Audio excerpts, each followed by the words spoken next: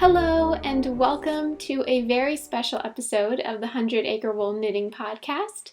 If you're new around here, my name is Bella and I'm coming to you from Los Angeles, California. Today is a very overcast and kind of unusually cloudy day here, also very cold. So it is very fitting for me to be talking about what we're going to be talking about today, which is my new finished object, the Boleyn jacket, which I am wearing right now. Oh my, this has been a project in the works of mine for pretty much a year, maybe a little bit under a year, but pretty much a year. So it is finally finished and it's just kind of crazy to me to think that it's finally done. It's one of those things that you feel like it's never going to come, the day's never going to come that it's finished, and then it actually is, and it's just exciting. So I thought I would share today some photos and video of me wearing this garment, since in this frame here you can't see all of the details, so I'm going to be putting in some more footage towards the end of more details. So for those that are new around here, I guess I'll just catch you up on this project. This is called the Anne Boleyn cardigan. It is designed by Alice Starmore, a wonderful, wonderful knitting pattern designer. And this is from her Tudor Roses book. So a couple of years ago, Alice Starmore published this book, The Tudor Roses, and it is a lot of knitting patterns all inspired by women of the Tudor era. So Anne Boleyn is one of them, that's what this jacket is, and then there are many more other patterns like this one in this book. All the patterns are just so intricate and delicate and detailed, and they're just totally fabulous and gorgeous. I'll just show you one of the pages. So here are some of the details. It's just a beautiful book, beautiful knitting patterns. So this was my first ever Alice Starmore project, and also the first project that I've ever worked on for this long amount of a time. I think this is definitely the longest I've ever spent on a handmade project. So it's just crazy to me to finally have it finished, and I'm so happy I actually did finish it, because there were a few moments in there where I wasn't sure. There was just so much left to do, and I was getting a little discouraged that it wasn't going as quickly as I wanted it to, albeit I was working on other knitting projects at the same time throughout the year, so it wasn't only this for a whole year, but still, it was taking a little longer than I wanted it to, and there was a lot of stitches and a lot of details, so it takes longer, but I'm really happy that I stuck with it and got it finished, because it's just beautiful, and I'm so happy with how it came out. So I'll stand up a little bit so maybe you can see how it fits. It fits like an absolute glove. There is no part of it that is tight or too tight or too loose. I think it fits exactly like the pattern intended it to. I knit the size small, so this is the smallest size in the pattern. And yeah, I think my body measurements are slightly smaller than the actual garment measurements, which that's good. So I didn't want it to be tight anywhere, so it fits great. And I have to say, I am so amazed by Alice Starmore's knitting pattern skills. She is just a wizard as a knitting pattern designer, I think, knitting pattern writer. There was not one issue in the entire pattern. Everything made sense, everything added up. It was all perfect, and that's really, wonderful as a knitter, that to know that your pattern, you can follow it and it's all going to work out perfectly. So that was really great to be able to follow this pattern, and also that it came out like the picture. I think a lot of times, or sometimes, even if you follow the pattern and you knit everything to gauge and all of that, maybe sometimes it doesn't turn out the way that the picture shows or that you thought it would. But I do think that this turned out how it was supposed to. So I'm just very happy and very thankful for Alice Starmore that she is a knitting pattern designer, and we can knit beautiful garments because she is doing this. So thank you. I also wanted to say a big thank you to Virtual Yarns, which Virtual Yarns is Alice Starmore's yarn website. So that's where she sells all of her yarns through. So for example, this is knit out of the Hebridean 2-ply yarn, and she has other knitting patterns that are knit out of different yarns. She has a few different yarns in her collection that she sells on that website. But anyways, Virtual Yarns was so kind to kind of sponsor me, I guess, in making this garment. So they provided me the yarn to create this garment. So I'm just so thankful for that. And I know for sure I will definitely be purchasing yarn from them in the future and knitting more Alice Starmore designs, because this yarn is just delectable. Oh my goodness, it is so soft. Like, this is a woolen spun, I think probably minimally processed wool. So it's 100% wool, and it's all Hebridean wool, so from the Hebrides. I would compare it kind of in feel and texture. It's softer, but I would kind of compare it to like a Shetland wool, like Jameson Smith Jamesons of Shetland. It's kind of like that, but a little bit thicker and a lot softer. So as I'm wearing this right now, I'm wearing a dress underneath, so here is kind of covered, but my arms are completely, like it's just touching my skin underneath, and it is not scratchy whatsoever. And also the collar up here, it's quite, I mean, it's not tight, but it is touching my skin around here, and it's not itchy. So, and I am sometimes sensitive to it. So just really happy with the yarn that this pattern uses. And I would definitely recommend, if you are going to knit this pattern or any of Alice Starmore's patterns, I would say just go for it and use her yarn. You won't be disappointed. It's just a beautiful yarn, and it matches with the designs because that's what she used to create the designs. So I would just say go for the Hebridean 2-ply or whatever it may be for whatever the project is. Yeah, so since we talked last on this project, I had seamed most of it. So I had seamed the arms and I had seamed the body. So this week I finished the collar up here. So it's a folded over collar, kind of like a businesswoman's shirt. I think this definitely looks like a businesswoman's shirt, and I really like that. I think it's so tailored and nice. And then I also seamed the arms onto the sleeves. Wait, what am I saying? I also seamed the sleeves onto the body.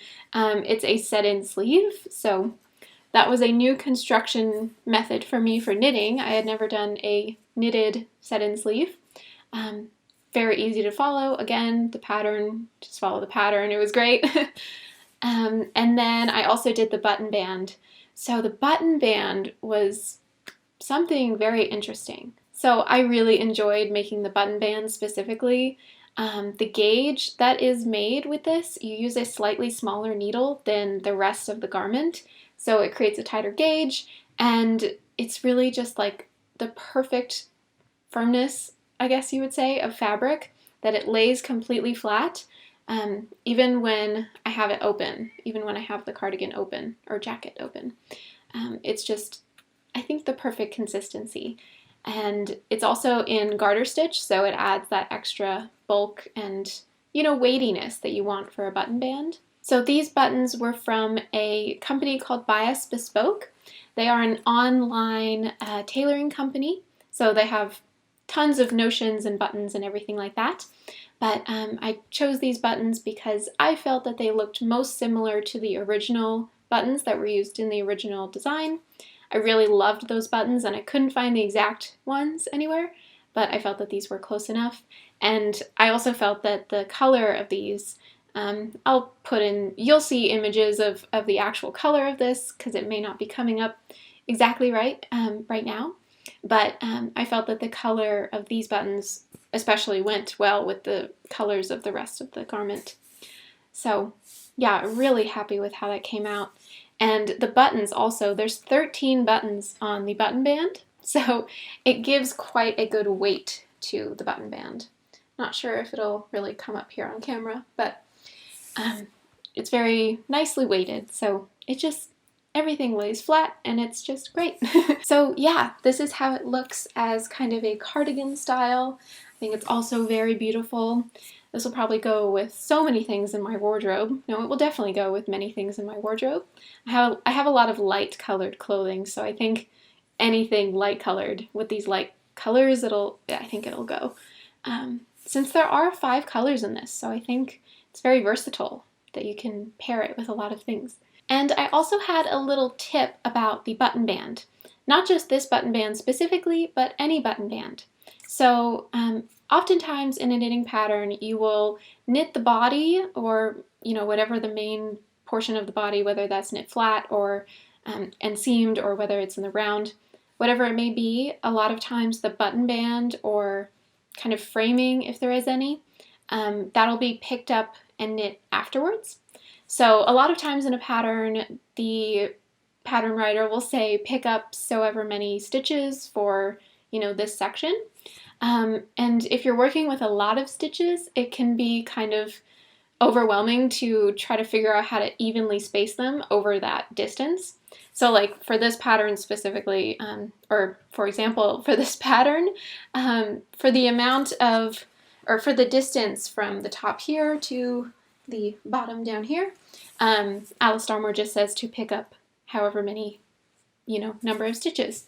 So I was it was a lot of stitches, over 100. I'm not going to say the exact number, but I was kind of thinking, how do I make sure that all the stitches are going to be evenly placed, since sometimes it's like 1 stitch per row, sometimes it's less, sometimes it's more, like the ratio of how many stitches you need to pick up. Hopefully this isn't getting too nerdy for you guys, but if you're knitters, I'm sure this will be helpful for you. So anyways, I'll put an insert of a video here that I took of my method. So essentially what I did for the button band was I measured the distance between the beginning and the end of how long I was going to be picking up stitches, and then I divided that number by 10. Okay, I'm editing and I just realized I did not explain that correctly. So let's try it again, and I'll put some example numbers so it makes more sense. So first, you want to measure your knitting and find the length of the button band you'll be creating. Then you need to consult your pattern to see how many stitches you need to pick up over that distance, and divide that number by 10. Finally, divide the total length of where you need to pick up the button band by your new stitch number, which is what we got after dividing by 10, and then that will give you the distance interval where you need to pick up 10 stitches. So once I had that, then it was like an inch or so. Then I knew that every inch or so I wanted to pick up 10 stitches. So what I went on doing from there was I measured inch or so down, and then put a stitch marker. And then again, inch or so down, put a stitch marker. Inch or so down, put a stitch marker. So then I knew when I was picking up stitches, between stitch markers should always be 10 stitches. So that, by the time you finished picking up the whole thing, it adds up to the total number of stitches that you need. Hopefully that made sense. But yeah, I felt that that was a really good method. It worked for me, and, ended up with evenly spaced stitches. Didn't have to go ripping back and redoing things. So yeah, that was the button band experience. So after finishing this project, and also in the works while I was still working on this project, I was reflecting a lot on how we think about garments and clothing today, and how that differs so much from when Anne Boleyn was alive in the 1500s and all the Tudor women. And I was just thinking how today, I think as a society, we generally think of clothing as something disposable. We don't really care too much about it. It's pumped out in masses, and it's also thrown away in masses. And I was thinking about how different that is from, for example, when Anne Boleyn was alive, that for the royals and also everyone else, that clothing was treated with much more care, and if something broke, if something ripped, you fixed it, you mended it, and people maybe had a few outfits to wear, maybe one dress, maybe a few dresses, or whatever it may have been.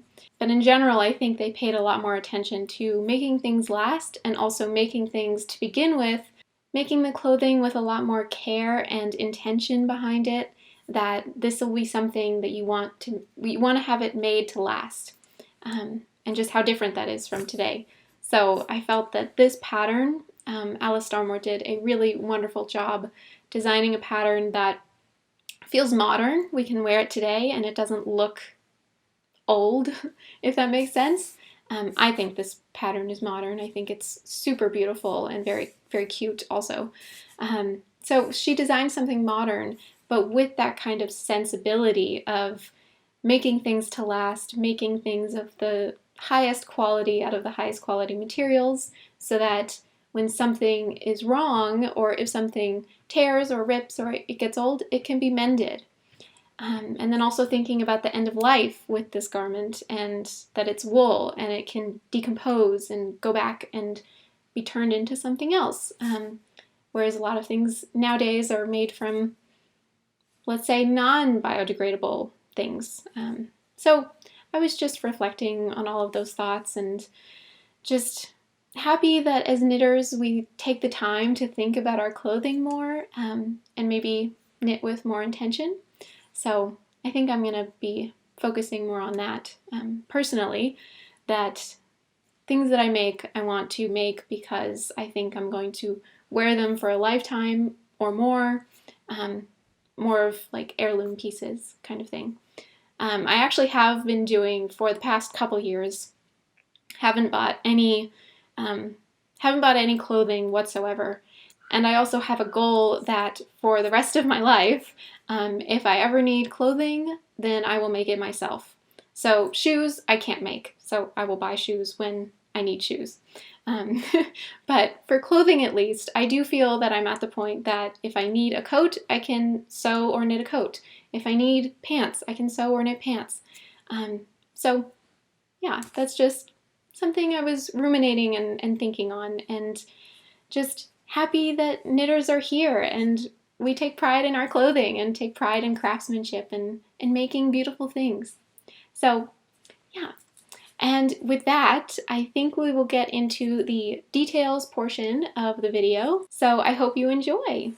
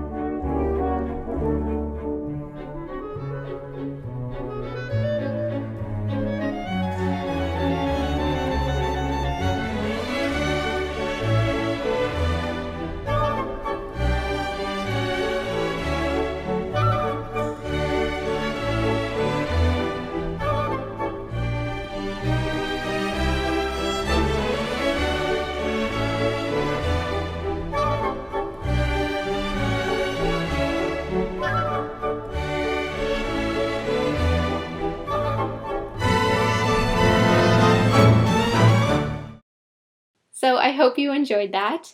And I also wanted to mention that I'm going to be putting up a few tutorials kind of themed around this garment in the very near future, probably this week or next. I had gotten a few requests last week when I asked you guys if you wanted to see how I blocked this project, and basically how I would block any kind of project using this type of wool, a woolen spun kind of toothy wool that is 100% wool.